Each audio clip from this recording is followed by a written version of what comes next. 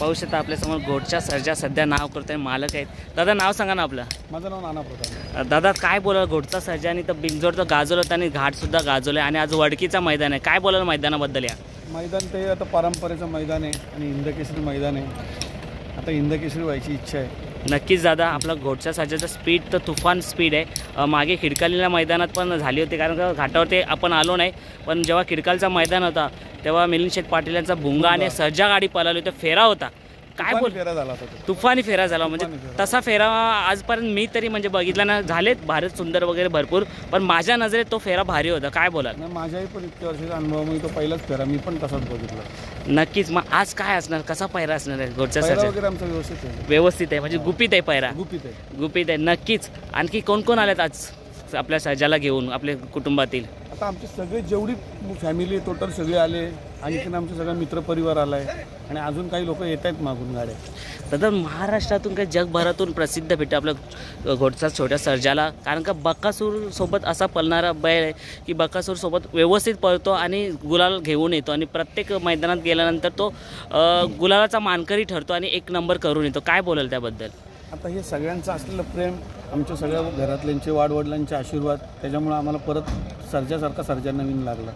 नक्कीच. आणि म्हणजे तुम्ही स्वतः नियोजनात होते का की आपला सर्जा बकासूरच्या सोबत पळावा का? त्यांनी कसं काय झालं ते? नाही, नियोजन आमचं होतं, म्हणजे आमचं चालूच होतं की बाबा पळायला पाहिजे म्हणून. तसं माझ्या भावांनी मग तो नियोजन केलं तसं ते.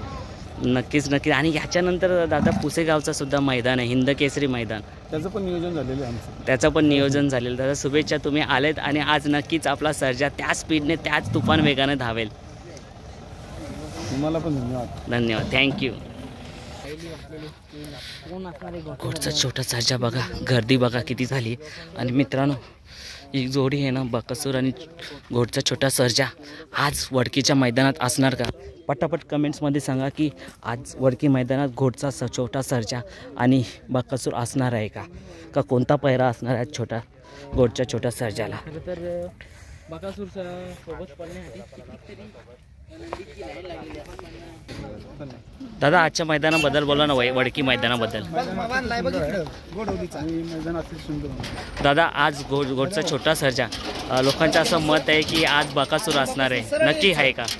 100%. तो मित्रांनो पाहू शकता आज घोटचा छोटा सर्जासोबत बकासूरचा मित्रांनो मोठी अपडेट भेटलेली आहे आपल्याला.